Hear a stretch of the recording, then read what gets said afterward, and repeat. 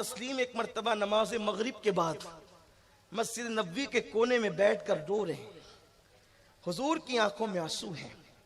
सरकार की आंखों में आंसू देखकर हुजूर के जानिसार सरकार के इर्द गिर्द जमा हो गए। अर्ज की या रसूलल्लाह, हमारे माँ बाप आप पे कुर्बान। आमिना का लाल वो है कि हर बंदा कहता है हमारे माँ बाप आप पे कुर्बान। जिस पर सब अपने माँ बाप कुर्बान करें वो हबीब भी सुभान अल्लाह। वो रसूल कहते हैं मुझे मेरी अम्मी याद आ गई। हुजूर रोते हुए कहते हैं जिसके घर में सब कुछ हो, फरिश्तों का सरदार जहां कासे गदाई लेकर खड़े रहता हो, वो कहते हैं मेरी अम्मी याद आ गई। माँ वो है ना।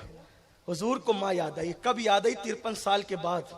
अच्छा, लोगों ने ये नहीं कहता 53 साल के बाद, याद तो बार बार आई होगी, लेकिन लोगों ने देखा मदीने मुनव्वरा में हुजूर ने कितना रोया होगा माँ के लिए, तो हुजूर ही जानते हैं। आस्तीनों में कितने आंसू पोंछे होंगे ये तो हुजूर ही जानते हैं। जब भी कभी हुजूर का वो रोना आता है तो हम उसी शौक में अपनी माँ को माँ कह देते हैं। जब वो अबवा के मकाम पर हुजूर अलैहिस्सलाम का बिलकना याद आता है तो तब हमारे दिलों के अंदर माँ बाप की मोहब्बत और बढ़ जाती है। तकवा की बुनियाद पे माँ माँ नहीं है, परहेजगारी की बुनियाद पे माँ बाप नहीं है, माँ बाप होने की बुनियाद पर वो रसूल कायनात जिसकी गुलाम हो उस रसूल को माँ की याद आती है। और हुजूर ने बढ़ करके कहा रोते हुए, मुझे मेरी माँ याद आई। काश काश आज ऐसा भी होता कि मेरी अम्मी आमिना होती, कुर्बान जाएं। हुजूर की नात सब लिखते हैं, हुजूर भी किसी की मनकबत पढ़ते हैं शान से, किस शान से पढ़ते हैं, काश मेरी अम्मी आमिना होती और आमिना होती कहती बेटे मोहम्मद इधर आ, मोहम्मद इधर आ। और उस वक्त मैं ईशा की नमाज पढ़ा रहा होता, पढ़ नहीं रहा होता बल्कि पढ़ा रहा होता। अल्लाह अकबर। आका फरमाते मेरी अम्मी मुझे पुकार के कहती है ओ मोहम्मद इधर आना, तो मैं क्या करता? सहाबा ने कहा हुजूर क्या करते? सरकार ने कहा फिर मैं नमाज छोड़ देता और लब्बैक कहकर अपनी माँ की बारगाह में पहुंच जाता। ये हुजूर माँ की अहमियत बता रहे हैं, माँ का मकाम, माँ बाप की अजमत बता रहे हैं। आज लंबी लंबी फोन पर बताओ सबको मनाने का, सेठ रूठ जाए तो उसको मनाते हैं, दोस्त रूठ जाए तो उसको मनाते, कभी माँ बाप को ही मनाया? आज लोग कहते हैं हम इसलिए इतनी मेहनत करते हैं कि अल्लाह राजी हो जाए। मैंने कहा कि बहुत छोटी सी बात है, तरीका बहुत आसान है। अल्लाह का राजी होना बड़ी सादत है, लेकिन काम ये बहुत आसान है। बहुत छोटा सा काम है जिसकी वजह से अल्लाह राजी होता है। अनस इब्ने मालिक ने पूछा मेरे आका मालिको मुख्तार नबी ये बताएं अल्लाह राजी कैसे होगा और पता कैसे चलेगा? अच्छा, सारी जिंदगी लोग नमाजें पढ़ते रहे, इबादतें करते रहे, तिलावत करते रहे, लेकिन किसी को सर्टिफिकेट नहीं मिला कि अल्लाह राजी हो गया। यही तो बात है ना। किसी को सर्टिफिकेट नहीं मिला सिवाय सहाबा के या औलिया अल्लाह के। उनको इसलिए सर्टिफिकेट की बात करता हूं कि रदी अल्लाह अन्हुम व रदू अन ज़ालिका लिमन खशिया रब्बा कहकर के खुदा ने उनसे रजा का ऐलान किया। लेकिन अब भी नाम बनाम की बात नहीं है, जुमरे औलिया की बात है, जुमरे सहाबा की बात है, लेकिन नाम बनाम किसी इंसान की बात नहीं है ना, ये बात। लेकिन हुजूर अलैहिस्सलाम से अनस इब्ने मालिक पूछते मालिक को मौला ये बताएं कि अल्लाह राजी है, अल्लाह को राजी करने का तरीका क्या है, और फिर ये कैसे पता चले कि अल्लाह राजी है कि नाराज है? हुजूर ने कितना आसान नुस्खा दिया, करोड़ों बेशुमार दुरूद और सलाम और मेरे आका पर, गैब दा मुस्तफ़ा करीम सल्लल्लाहु अलैहि वसल्लम पर। आका फरमाते जिसके माँ बाप उससे राजी, अल्लाह भी उससे राजी। अगर पता करना है कि अल्लाह राजी है कि नाराज है तो देख ले कि माँ बाप राजी है कि नाराज है। अगर माँ बाप राजी है तो अल्लाह भी राजी है, और माँ बाप नाराज है तो अल्लाह भी नाराज है। अब बताओ, खुदा को राजी करने की बात करने वालों, आप अपने घर में जरा झांकें, अपने घर में झांकें और फिर देखें कि हमारे माँ बाप हमसे राजी।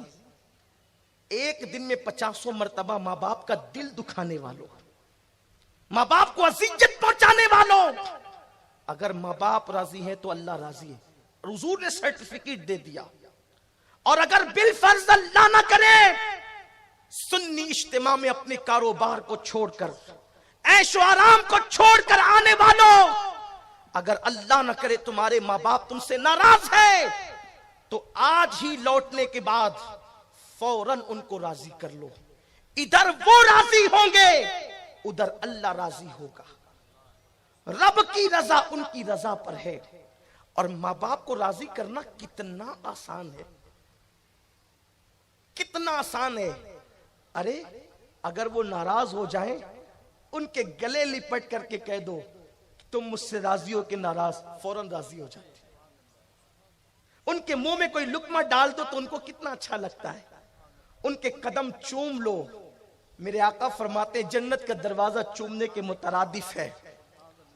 लेकिन कहां है वो माँ बाप की अजमत, कहां है वो माँ बाप का मकाम। मेरे आका सल्लल्लाहु अलैहि वसल्लम ने फरमाया जिसके माँ बाप नाराज है मुझे डर लगता है वो मरेगा तो काफिर होकर मरेगा। घंटों फोन पर लड़कियों को मनाने वालों, ये झूठी मोहब्बतों के जाल में अपने आप को तबाह करने वालों, अपने पैसों को नाजायज हराम कामों में खर्च करने वालों, जितने पैसे तुम नाजायज और हराम कामों में खर्च करते हो, अगर उसका थोड़ा सा हिस्सा भी माँ बाप पे खर्च करो तो उनके दिल से दुआएं निकलेगी। और माँ बाप की दुआ कभी रद्द नहीं होती। हर बंदा आपके साथ रियाकारी कर सकता है, गहरे से गहरा दोस्त मोहब्बत के झांसे में नफरत दे सकता है, लेकिन अगर कहीं पर खुलूस के साथ मोहब्बत है, बड़ी माजरत के साथ बीवियों को मशकूक करने नहीं आया, लेकिन बात सच्ची कहना चाहता हूं, कभी बीवी भी मोहब्बतों के शहद के अंदर नफरतों का जहर दे सकती है। एक तारीख है, लेकिन हर बीवी ऐसी नहीं होती। अल्लाह करे आपकी बीवी ऐसी ना हो, लेकिन ऐसा है कि मोहब्बतों के शहद के अंदर नफरतों का जहर औरतों ने भी दिया है।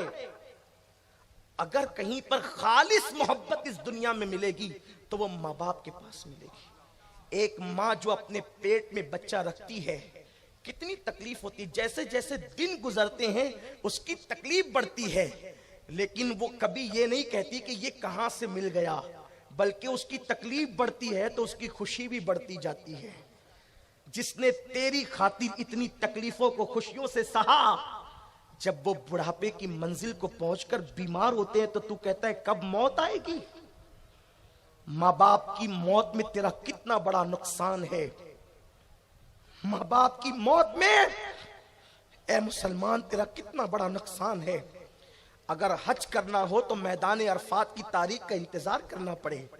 जिनके माँ बाप हयात हैं उनको तारीख का इंतजार करने की जरूरत नहीं।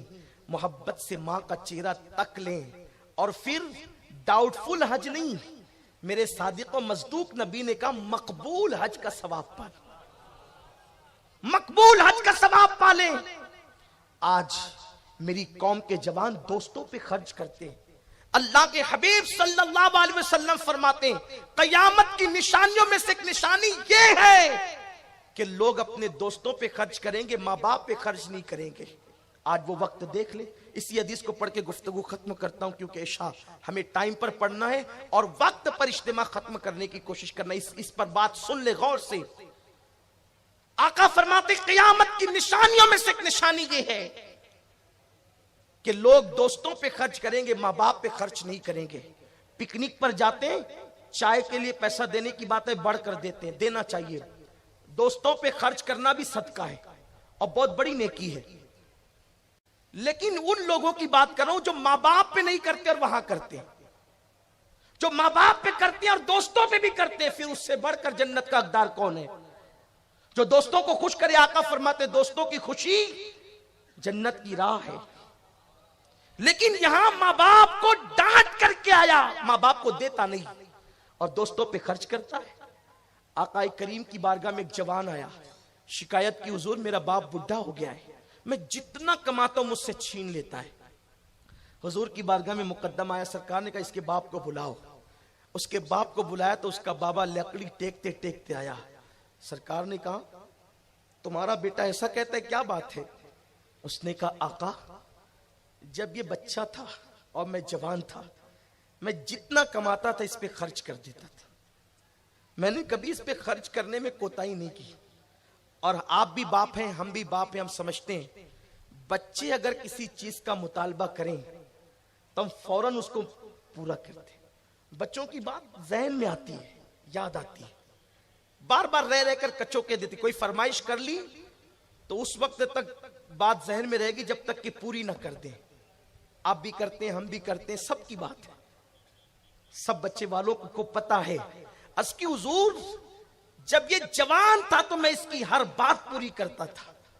अब मैं बूढ़ा हो गया और ये जवान हो गया। जब बच्चा था, मैं जवान था तो मैं इसका हर मुतालबा पूरा करता था। अब मैं बूढ़ा हूं, कमजोर हूं, ये जवान है, अब ये कमा कर लाता है तो मैं इससे मांगता हूं तो देता नहीं।